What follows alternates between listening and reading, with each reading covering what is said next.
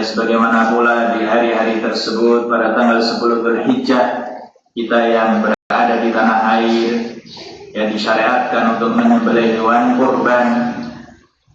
Ya, telah kita sebutkan kemarin ya hukum menyembelih hewan kurban. Ada yang berpendapat wajib ya, dan ada yang berpendapat sunnah muakkadah. Ya, apapun itu, bahwa orang yang memiliki kemampuan ya memiliki kelebihan harta ya, yang di hari itu dia bisa memenuhi kebutuhan pokok dirinya dan keluarganya dan memiliki kelebihan harta yang bisa dibelikan ya hewan kurban, maka tidak sepantasnya untuk meninggalkan syariat ibadah tersebut. Telah kita sebutkan pula jenis hewan binatang yang boleh untuk disembelih ya, yaitu dari jenis bahimatul an'am, hewan ternak, unta, sapi, dan domba. Pertanyaannya, mana yang lebih utama dari hewan-hewan tersebut untuk disembelih? Para ulama berbeda pendapat dalam permasalahan ini. Ada yang berpendapat al-ibil, tsumma al-baqar, tsumma ad-dha'n.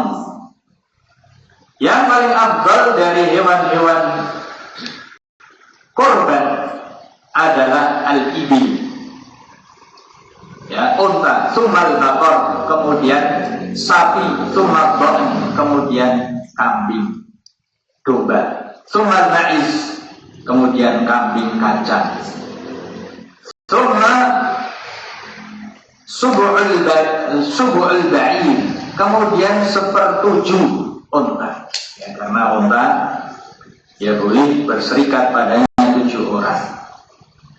Tsumma subu'ul baqarah, kemudian 1/7 sapi.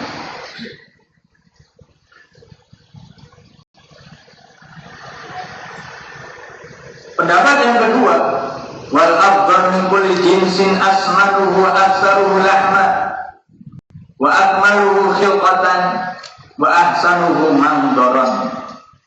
Yang paling afdal dari hewan kurban adalah yang paling gemuk, yang paling banyak dagingnya, yang paling bagus perawakannya, yang paling indah penampilannya. Pendapat yang ketiga, yang paling afdal sebagaimana yang disembelih oleh baginda Nabi kita Muhammad sallallahu alaihi wasallam. Beliau menyembelih apa? Domba. Nah, ini pendapat sebagian ulama ya. Yang paling afdal domba. Ya, dikarenakan Nabi alaihi salatu wasallam beliau menyembelih domba. Dalam Sahih Al-Bukhari dari Anas bin Malik radhiyallahu anhu bahwa Nabi alaihi salatu wassalam kana yudhi bi kabshaini aqranaini amlahaini. Dari sahabat Anas bin Malik radhiyallahu anhu bahwa Nabi alaihi salatu wassalam dahulu beliau menyembelih 2 kambing kibas, kambing jantan, aqranaini bertanduk, amlahaini dan bercampur warna putih dengan warna hitam. Ya, ala kulli hal terjadi silang pendapat di antara para ulama terkait dengan mana yang paling afdal dari hewan kurban. Wallahu ta'ala a'lam. Pembahasan yang berikutnya fi syuruti ma yudhha bihi, syarat-syarat hewan sembelihan. Wa bayanul uyubil mani'ati minal ijza, dan penjelasan aib-aib yang menghalangi sahnya hewan kurban disembelih. Sebagaimana kita maklumi bahwa al-udhiyah, menyembelih hewan kurban, itu adalah salah satu bentuk ibadah kepada Allah Subhanahu wa ta'ala. Dan sebagaimana kita maklumi bahwa ikhwani fiddin rahimahullah, ibadah itu tidak sah kecuali terpenuhi padanya dua persyaratan. Yang pertama, al-ikhlasu lillahi ta'ala, ikhlas karena Allah subhanahu wa ta'ala. Tidak meniatkan pada hewan sembelihan itu riya, tidak pula sum'ah, tidak pula karena tendensi dunia, semisal ya ingin mendapat kekuasaan atau kepemimpinan. Ya, baru masa-masa kampanye, ya dia menyembelih sapi yang paling besar di daerah, tercampur padanya ya, niat kurban dengan niat pemilu. Tidak pula tendensi-tendensi dunia yang lain, ya, jabatan, pangkat, atau yang semisal. Ya, bahwa hewan kurban tidak sah kecuali apabila diniatkan murni karena Allah subhanahu wa ta'ala. Dan ini juga sebagai pengingat bagi kita, ya, para calon sahibul kurban, untuk menyiapkan niat kita terlebih dahulu, mengkondisikan niat kita dan menjaganya dari noda-noda yang bisa merusak ya ibadah kita berupa kurban. Allah subhanahu wa ta'ala berfirman, wa ma umiru illa liya'budullaha mukhlishina lahud-din hunafa.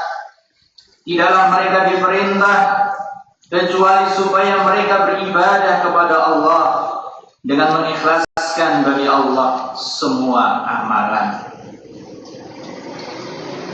Sehingga apabila ibadah itu tidak ikhlas untuk Allah, maka tidak akan diterima oleh Allah subhanahu wa ta'ala.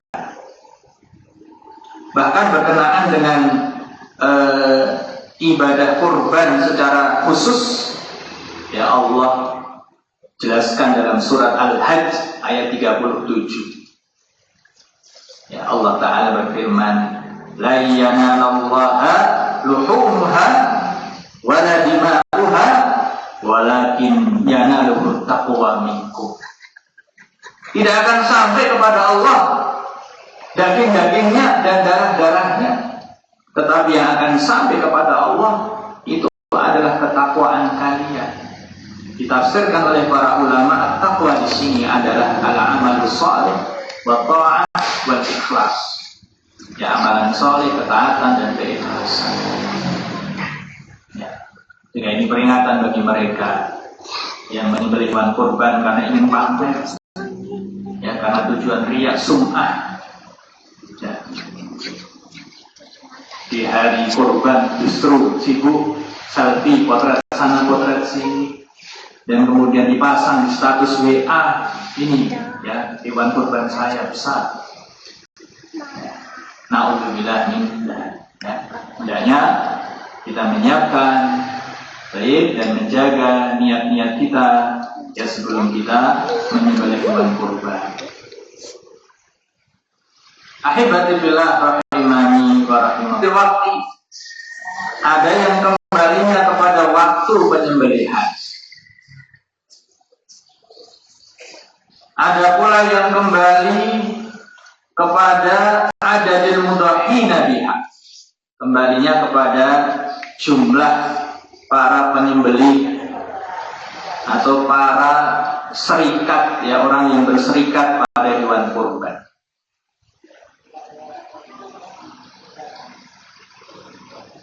Ada pula yang berkaitan dengan al-mudahhi, yang berkaitan dengan sahibul korban, ya, orang yang menyembelih. Ada pula yang berkaitan dengan al-mudahha, hewan yang disembelih. Nah, syarat-syarat yang berkaitan dengan waktu, ya, waktu penyembelihan, ya, bahwa waktu penyembelihan itu dimulai setelah sholat Id.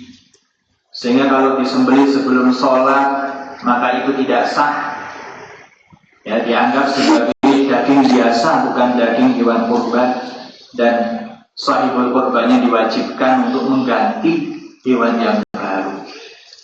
Ya buru-buru, ini sudah pada lapar, sudah sekarang saya sebelum sholat tak sembelih dulu saja, biar nanti ya pulang dari sholat tinggal masak langsung sarapan.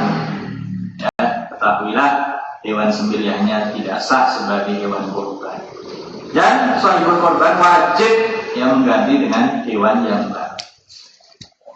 Sebagaimana sabda Nabi kita Muhammad sallallahu alaihi wasallam, "Man dzabaha qabla sholati fa innama huwa lahmun qaddamahu li ahlihi wa laysa minan nusuki fi syai'in." Barang siapa yang menyembelih sebelum sholat Idul Adha, maka sesungguhnya itu hanya daging biasa yang dia berikan kepada keluarganya, bukan termasuk hewan kurban sedikit pun. Hadis riwayat Al-Bukhari. Dalam hadis yang lain, riwayat Al-Bukhari dari sahabat Anas bin Malik, barang siapa yang menyembelih setelah sholat, berarti telah sempurna hewan sembelihannya, dan dia telah menepati sunnahnya kaum muslimin. Dalam hadis yang lain riwayat Al-Bukhari dengan lafaz man dzabaha qabla an yusalliya, barang siapa yang menyembelih sebelum sholat, fal yu'id makanaha ukhra, maka hendaknya dia mengganti dengan hewan yang lainnya. Dari riwayat Al-Bukhari dari Jundub bin Sufyan Al-Bajali. Nah, di antara syarat-syarat yang harus dipenuhi ada yang berkaitan ya dengan jumlah serikat, ya jumlah anggota yang berserikat pada hewan kurban. Kalau kambing maka hanya boleh 1 orang, ya tidak boleh ya lebih dari 1 orang, sehingga yang di sekolah itu ya dulu kita SD itu urunan setiap orang, setiap murid 10.000, ya itu bukan hewan kurban tapi hewan biasa, sembelihan biasa. Adapun kalau sapi dan unta boleh berserikat padanya 7 orang. Baik, wallahu ta'ala a'lam bishawab. Insyaallah kita lanjutkan pembahasan kita pada pertemuan berikutnya. Wabillahi taufiq wa sallallahu wasallam wa baraka ala nabiyyina Muhammad wa ala alihi wa sahbihi wa sallam. Subhanakallahumma bihamdika asyhadu an